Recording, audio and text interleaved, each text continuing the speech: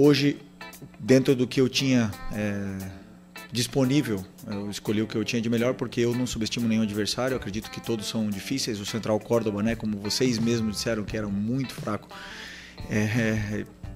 demonstrou que ganhou da gente aqui dentro, e nós não podemos subestimar ninguém. Então, sempre no primeiro caso, meu primeiro ponto era tentar fazer o resultado, e depois, se desse para oportunizar, ia oportunizar. Acredito que o time fez um grande primeiro tempo, muito bom, controlamos o jogo, fizemos boas jogadas, e os gols, né, jogadores que se reencontraram com os gols, e depois, claro. Fala pessoal, sejam muito bem-vindos ao Flamengo Informa, e agora vamos acompanhar tudo o que rolou nesse pós-jogo, a coletiva do técnico Felipe Luiz, após o Flamengo vencer o Botafogo da Paraíba 4-2, né? Um grande jogo ali para quem foi acompanhar no Maracanã. O Felipe pôde explicar ali pontos positivos, negativos. O Flamengo estava goleando, depois tomou um golzinho no final, mas nenhum momento de dificuldade para o Flamengo no jogo. Garante a classificação, um bom resultado com um time ali repleto de jogadores reservas. É isso que vamos ver. A partir de agora, o link da Flamengo TV estará aqui na descrição para que vocês possam acompanhá-los na íntegra. Alguns que vinham pedindo passagem, outros, né, pela primeira vez, como o caso do João Alves, que foi muito bem, muita personalidade. O Lohan voltou a ter chance, né? Deu muita dinâmica ali. Queria que você falasse sobre quão gratificante e ver eles dando resposta em campo também num jogo tão importante. Sempre importante. E o bom disso é que eu conheço praticamente todos esses meninos, foram meus jogadores tanto no Sub-17 como no Sub-20. E hoje eu consegui dar minutos para alguns deles, para eles poderem se ambientar com o que é o profissional, ficar perto dos jogadores. E principalmente porque temos que, claro, sempre que puder oportunizar a base. Sabemos que é importantíssimo, porque é como se a gente tivesse contratado jogadores novos, né? E ter esses jogadores aí rendendo é muito importante para a gente. Felipe, Letícia Marques do GE. Bom, entrando um pouquinho também no que o Lázaro falou, você usou o jogo de hoje para dar oportunidade não só aos atletas da base, mas também a outros atletas que precisavam de alguns minutos. Foi um jogo de muitos testes. Queria saber de você, o que você considera que você mais acertou na escalação hoje? Talvez um Varela como titular, você tinha um Wesley à disposição, um Cebolinha jogando ali numa nova posição, quase como um 10, que é uma posição que você precisa quando não tem uma Arrascaeta. Queria saber de você, qual é o seu mérito, assim, seu maior mérito que você avalia hoje na escalação? Não, como eu sempre falo para vocês, eu sempre coloco o que eu acho que eu tenho de melhor para poder vencer o jogo, né? No último jogo eu não pude contar com alguns jogadores, já seja por lesão, já seja por indicação do departamento médico, e outros jogadores durante o jogo acabaram não tendo condições de acabar. O caso do Bruno Henrique contra o Botafogo. Então, muitas das decisões, né, eu já falei uma vez, eu não gosto de poupar, não é do meu perfil, só que às vezes é inevitável que aconteçam essas lesões, esses jogadores que não conseguem estar pronto para performar durante o jogo. Hoje, dentro do que eu tinha disponível, eu escolhi o que eu tinha de melhor, porque eu não subestimo nenhum adversário. Eu acredito que todos são difíceis. O Central Córdoba, né, como vocês mesmos disseram que era muito fraco, demonstrou que ganhou da gente aqui dentro, e nós não podemos subestimar ninguém. Então, sempre no primeiro caso, meu primeiro ponto era tentar fazer o resultado, e depois, se desse para oportunizar, ia oportunizar. Acredito que o time fez um grande primeiro tempo, muito bom, controlamos o jogo, fizemos boas jogadas, e os gols, né, jogadores que se reencontraram com os gols, e depois, claro, conforme foram passando os minutos, e o adversário também tinha uma arma importante, que era o contra-ataque, ataque ao espaço, e acabaram fazendo um gol ali, o segundo gol deles aí num rebote de escanteio. Mas acho que foi um jogo muito bom para poder dar oportunidade para esses jogadores que vêm jogando menos e que possam ganhar minutos e confiança. Felipe, boa noite. Flamengo entrou nessa terceira fase da Copa do Brasil com uma obrigação muito grande, né, pelo favoritismo, diante do adversário, cumpriu a sua obrigação pela classificação. Houve clubes que não conseguiram, né, cumprir essa obrigação e confirmar o favoritismo, o Flamengo está classificado. Mas qual, no seu entendimento, o principal proveito que você conseguiu tirar dessas duas partidas da Copa do Brasil? Boa pergunta. É que todo jogo ele deixa alguns detalhes, né? E no primeiro jogo, por exemplo, que jogamos lá no Maranhão, foi um jogo muito difícil, muito complicado, um adversário, um campo muito alto, e o time se comportou de uma forma muito sólida aos 90 minutos, né? E hoje, durante o jogo, a gente viu um time com muita intensidade, muita troca de passe, principalmente velocidade na circulação de bola, e causamos muitas dificuldades. Então, esse jogo foi bom por vários aspectos assim que eu falo táticos.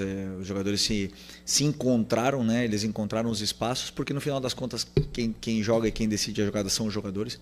O único passo que eu faço é dar o caminho para eles, e depois eles que resolvem. E eles encontraram, e também nos dá pistas de onde a gente pode sofrer. E por isso que com esse time que nunca tinha jogado junto, né? Então realmente temos que trabalhar nesses aspectos que precisamos melhorar, mas bem contente com a performance. Felipe, Raiza Simplício da Gol Brasil e da revista Placar.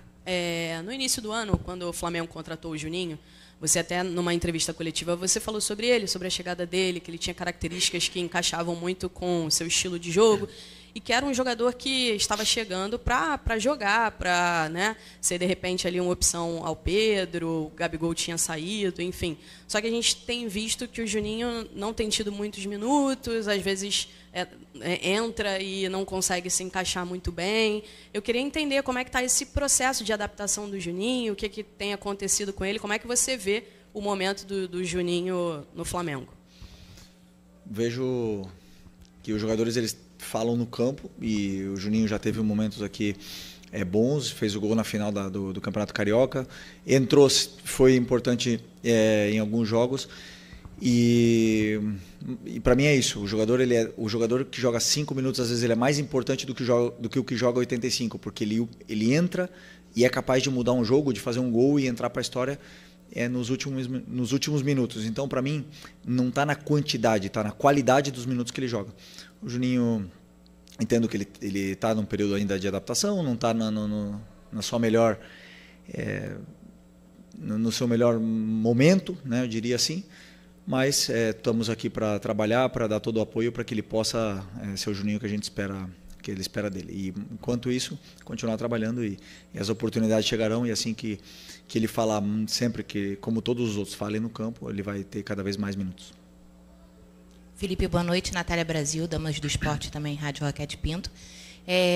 Hoje você teve uma vitória tranquila, né? Conseguiu a classificação, mas aí vira a chave domingo, né? Como você mesmo diz, a gente tem um calendário muito tomado de competições, um privilégio para o Flamengo estar disputando essas competições. E você teve hoje o Pedro 90 minutos em campo, a Arrascaeta também entrou depois de ter ficado fora contra o Botafogo. Queria, se você já tem algum pensamento para o jogo de domingo, que é contra o líder do Campeonato Brasileiro, um jogo, né, como a gente fala, que vale 6 pontos, se você já tem algum pensamento em relação principalmente a esses dois jogadores, pelo gramado sintético, pela minutagem, pelo controle, e aí queria ouvir um pouquinho de você.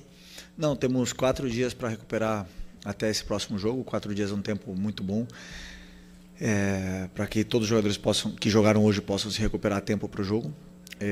Não sei ainda, a partir de amanhã eu vou começar a estudar o Palmeiras, vou decidir o plano de jogo, que jogadores vão começar, e sei que os dois estão prontos se eu precisar para poder. O Arrasca, como eu falei, não tinha condições de jogo no domingo, e hoje sim, para poder continuar se condicionando, teve 25 minutos para poder não se descondicionar e chegar em plena forma para o domingo, né? Então, são jogadores que, principalmente o Pedro, veio de uma lesão muito extensa, mas que está cada vez mais pegando ritmo, entrando em forma, e para poder ajudar os companheiros. Assim que eu decidir, eu vejo que jogador vai começar o jogo. Felipe, boa noite. Gabriel Reis, canal Paparazzo Rubro Negro, revista Placar.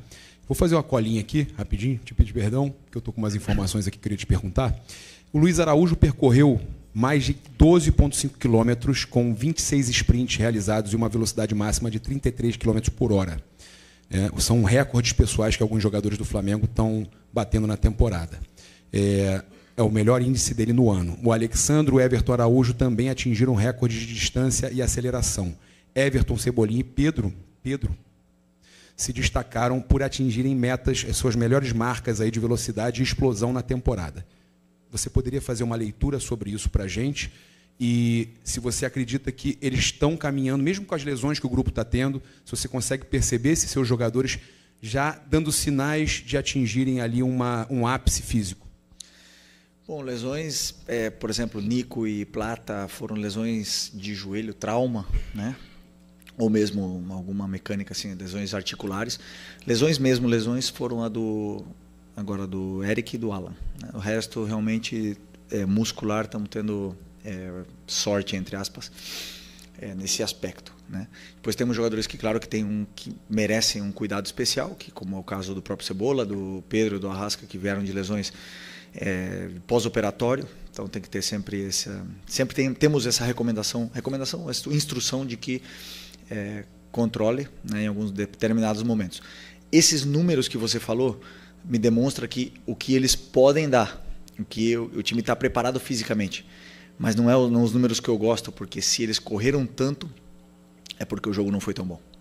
E nesse segundo tempo do jogo contra o Botafogo, que é onde teve muito ida e volta, esses números eles aparecem, né? Porque quando o time normalmente vence, faz um resultado e vence e controla, esses números não são atingidos. Então, muitas vezes a gente fala, o time falta intensidade, e ao contrário, né? O time está correndo mais do que deve, mas está correndo de uma forma errada. Então, esses números aí tem que sempre contextualizar eles, por que eles aconteceram. O Luiz é um animal, realmente, assim, fisicamente é um cara diferenciado demais. Ele tem outros, né, como o próprio Bruno, Plata, são jogadores que Wesley batem métricas que são extraordinárias, são nível europeu. E por isso, então, são jogadores que aguentam esse tipo de jogo tão intenso, tão alto nível, em tanto ritmo nos 90 minutos. São jogadores que nível Flamengo. Então, por isso que aparecem nesses jogos assim que foram um pouco mais de ida e volta, mas que ao mesmo tempo levam um desgaste grande. Então tá aí, né, um pouco do que foi comentado nessa coletiva do Felipe.